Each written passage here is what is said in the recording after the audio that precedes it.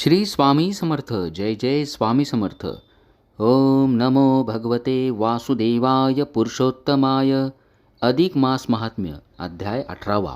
श्री लक्ष्मीनारायण संवादातून अधिक मासातील पुण्यकर्माचं महात्म्य आपण ऐकत आहोत. रोज एक अध्याय याप्रमाणे अधिक मास महात्म्य या पोथीचं आपण पठण श्रवण करीत आहोत. आपल्या प्रतिक्रिया कमेंट बॉक्समध्ये नक्की सांगा. माता लक्ष्मीनं भगवान विष्णूंना विचारलं, शारीरिक व्याधीमुळं किंवा अशक्तपणामुळं किंवा कुठल्याही कारणामुळं समजा एखाद्याला अधिक मासातील संपूर्ण महिनाभराचे जे उपवास असतात ते करायला जमलं नाही, तर मग त्यानं काय करावं, कशा पद्धतीनं त्यानं उपवासाचं पुण्यफळ प्राप्त करावं. एकाड एक दिवस जर त्याने उपवास केले तर चालेल का? त्यावर भगवान विष्णू म्हणाले, नक्की चालेल. याला एकांतर उपवास असं म्हणतात. उपवासा इतकंच अलौकिक असं फळ या एकांतर उपवास व्रतानं प्राप्त होतं आणि त्याविषयीची एक कथा भगवान विष्णू माता लक्ष्मीला सांगू लागली. श्री गणेशाय नमः. श्री सरस्वते नमः. जय जयाजी मंगलधामा. मंगलनाम तुझे आत्मया रामा. चराचर फलांकित द्रुमा. नामा अनामातीत तू. अमंगळ हे माझी काया. मंगलनाम तुझे हे रघुराया. मंगलजननी दुहिता प्रिया. करी छाया कृपेची. तव कृपा बळे समस्त. वदेन म्हणतो समग्र ग्रंथ. तो सिद्धी पाववी समस्त. ठेवी वरदहस्त श्री माझ्या. ऐका श्रोते जनसादर. मल महात्म्य परिकर. लक्ष्मी नारायण संवाद थोर. भावे साचार परिसीजे. विंध्य पर्वतामध्ये एक अमरकंटक नावाचं पवित्र स्थान आहे. भगवान शिवाच्या हातातून त्या ठिकाणी एका नदीचा उगम झाला. ती नदी म्हणजे नर्मदा, जी या स्थानाजवळूनच वाहते. अनेक मोठे मोठे साधू, संत, सिद्धपुरुष हे या स्थानावरती येऊन भक्ती करण्यामध्ये दंग असत. नर्मदा नदीच्या काठी पूर्वी एक भुगुकच्छ नावाचं नगर होतं.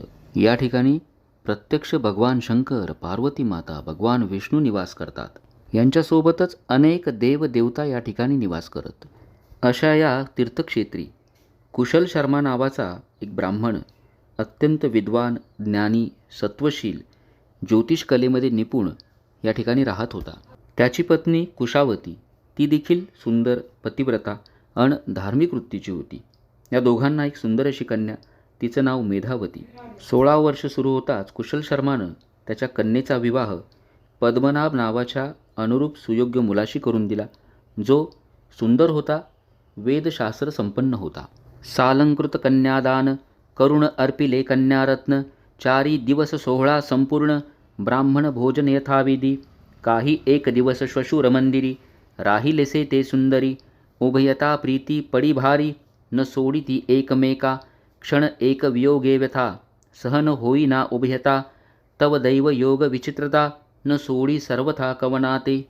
एकदा नर्मदा तिरी विप्रकुमर. जलक्रीडा करिता निर्भर. सन्निध पातला एक मगर. नेला ओढून पाताळा. तिरी होता जो समुदाव. हाहाकार करीती जो सर्व. ग्रामवासियांनी घेतली धाव. मात जाणविली पितियाने. मेधावती आणि पद्मनाभ दोघांचा संसार सुखाचा सुरू असतानाच अचानक एक दिवस अनर्थ घडला. कुशल शर्मा याचा जावई पद्मनाभ हा नदीमध्ये जलक्रीडा करत असताना एका मगरीनं त्याला ओढून नेलं. दुर्दैवानं त्याची कन्या मेधावती विधवा झाली.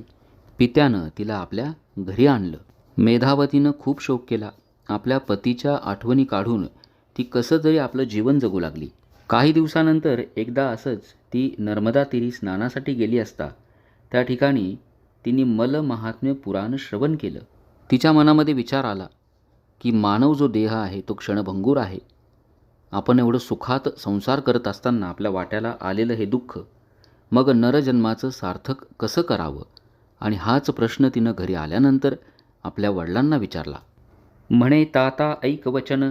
वैधव्यवथान लोटे जाण. तरी उपाव करू कवण. सांगा मज लागून स्वामिया. तिये ते पाहून दुःख भरित. पिता नेत्री अश्रुश्रवत. म्हणे बाई एकमात. करी व्रतमल महात्म्य. परी संपूर्ण भरत आला मास. उर्वरित राहिला एक दिवस. तरी तू आचरे स्नानदानास.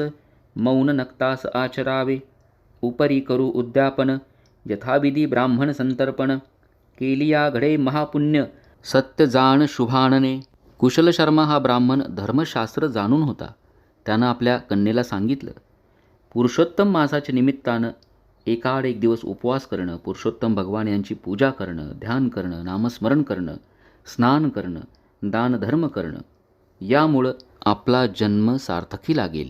पुरुषोत्तम मास आता सुरू आहे, एकच दिवस राहिला आहे, तरी देखील तुला या एका दिवसामध्ये जे जे व्रत करायला जमेल, उपवास असेल, मौन व्रत असेल किंवा स्नान दान, ते तू कर. जसं एखाद्या पोथीचं पारायण सुरू असेल, शेवटचा अध्याय जरी आपण श्रवण केला, आपल्या कानावर पडला, तरी संपूर्ण पोथी श्रवणाचं वाचनाचं पुण्य आपल्याला लाभतं. अगदी तसंच पुरुषोत्तम मासामधील जेवढे दिवस जमतील तेवढे दिवस आपण पुण्यकर्म करावी. अगदी शेवटच्या दिवशी जरी जमलं तरी चालेल. मग त्यामध्ये स्नान दान, दीपदान, दीप प्रज्वलन करणे, पोथीचं वाचन करणे, श्रवण करणे, पुरुषोत्तम भगवान यांची पंचोपचारे पूजा करणे, अशी सर्व पुण्यकर्म या महिनाभरात जेव्हा जेव्हा जमतील आपण अवश्य करा. जैसा संपूर्ण ग्रंथ न ऐकता, शेवटील अध्याय ऐकता, फळ लाधे हो तत्वता, संपूर्णता प्राप्त होय, तैसेची हेही व्रत जाण, करी तू एकची दीन, मनोरथ पुरविता भगवान, श्री जनार्दन दयाळू. ऐसी ऐकती पितयाची वार्ता, बहुत हर्ष भरीत ते दुहिता, प्रातःकाळी स्नानार्थ तत्वता, नर्मदा तिरी पातली, संकल्पयुक्त स्नान सारुनी, परतली स्वग्रहा कामिनी, मग सत्पात्र विप्र बोलावुनी, बैसे भामिनी पूजेते, त्रैतिनी दशक देख, अपूप केले सुरेख, घृतसहित शर्करा मिश्रित, कांस्यपात्री संपादी, कुंभघट स्थापुनिया, पूजन करी लवलाह्या, चित्ती भावार्थ धरुणिया, विप्रवर्या अर्पितसे, दक्षिणेसहित वस्त्र अलंकार, द्विजा पूजिते सुंदरा, मग मौन्य करुणी नक्त विचारा, सर्वेश्वरा भजतसे, स्वपंक्ती विप्रभोजना, सारिती झाली ते ललना, प्रातःकाळी उद्यापना, पिता जाण करवितसे, षड्रस अन्ने निपजवुनी, घृतपाचित पायासनी, द्विजा बैसऊनी भोजनी, दक्षिणादानी विधियुक्त. आपल्या वडिलांचं असं बोलणं ऐकून तिला आनंद झाला. ती दुसऱ्या दिवशी सकाळी लवकर उठली. तिने नर्मदा नदीवर जाऊन स्नान केलं.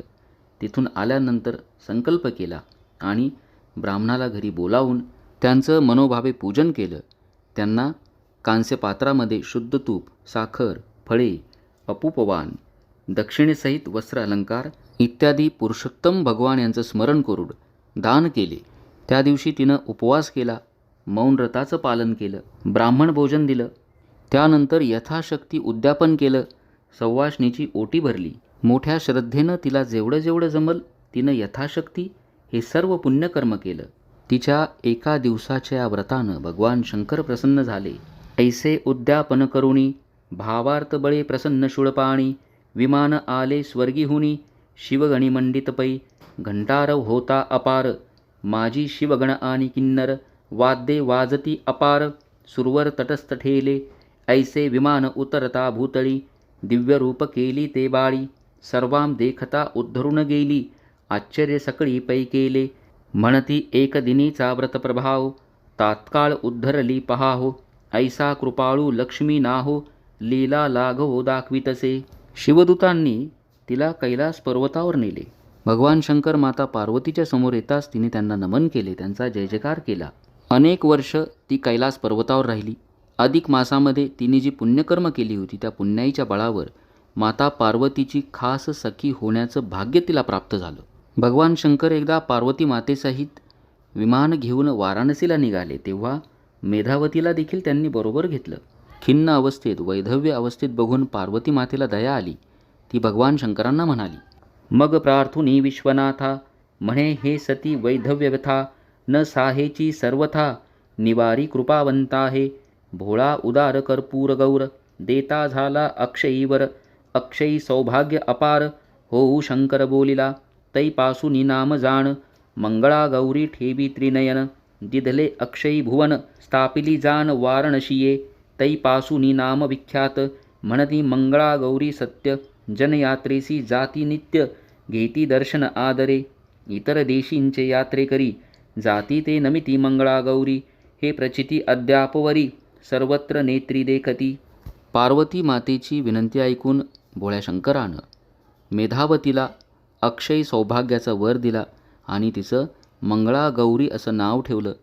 काशीनगरीमध्ये ती मंगळागौरी नावानं देवता झाली. तिचंही त्या ठिकाणी मंदिर आहे. आजही देशविदेशातील जे भक्त आहेत त्या ठिकाणी येऊन भक्तिभावानं मंगळागौरी देवीचं दर्शन घेतात, ज्यामुळं अखंड सौभाग्य, वंशवृद्धी, घरामध्ये सुखसमृद्धी प्राप्त होते. फक्त एक दिवस अधिक मासातील व्रत जिनं भक्तिभावानं केलं, अशी ही विप्रकन्या मेधावती, जिच्या जीवनामध्ये वैधव्याचं खूप मोठं संकट आलं होतं, ती अखंड सौभाग्यवती झाली. भगवान विष्णू माता लक्ष्मीला मलमास महात्म्य सांगत होते. ऐसे हे मल महात्म्य जाण, लक्ष्मी ते सांगे जनार्दन, तेची प्राकृत भाषा श्रोते सज्जन, करोत श्रवण आदरे. अधिक मासातील जवळजवळ आता 15 दिवस पूर्ण झाले आहेत. आपल्यापैकी बरेच जण भगवान पुरुषोत्तम यांची सेवा करीत आहेत. जसं विष्णू सहस्रनाम स्तोत्र असेल, पुरुषोत्तम मंत्र असेल किंवा अधिक मास महात्म्याचं पोथी वाचन आपल्या चॅनलवर सुरू आहे, आपण रोज श्रवण करत असाल. विष्णू याग आपण केला असेल, रोज विविध मंत्रांचं पठण आपण केलं असेल. आपल्या चॅनलवर विविध मंत्र स्तोत्र मी अपलोड करत आहेत, सोबत पठण श्रवण करा. दीपदान आपण केलं असेल, आपल्या घरामध्ये दीप प्रज्वलन आपण केलं असेल, काहींनी पोथी पारायण केलं असेल, परंतु काही जणांना अजूनही सेवा करायला जमलं नसेल, तर हताश होऊ नका, निराश होऊ नका. अजून 15 दिवस आहे. जसं मेधावतीला 1 दिवसाचं अधिक मासाचं पुण्य प्राप्त झालं तर तिचा जीवनाचं सार्थक झालं, तसं आपण देखील जेवढे दिवस जमतील तेवढे दिवस अधिक मासामध्ये पुरुषोत्तम भगवान यांची सेवा करा, उपासना करा, मंत्र साधना करा. जमेल तेवढं स्नान, दान, व्रत, उपासना करा. 3 वर्षातून एकदाच आपल्याला ही सुवर्णसंधी प्राप्त होत असते. म्हणून आपण सर्वांनी अधिक मासामध्ये पुरुषोत्तम भगवान यांची जमेल तेवढी सेवा अवश्य करा. इति श्री मलमाहात्म्य ग्रंथ पद्मपुराणींचे संमत मनोहरसुत विरचित अष्टदशोध्याय गोडहा. श्रीकृष्णार्पणमस्तु. श्री स्वामी समर्थ. ओम नमो भगवते वासुदेवाय पुरुषोत्तमाय.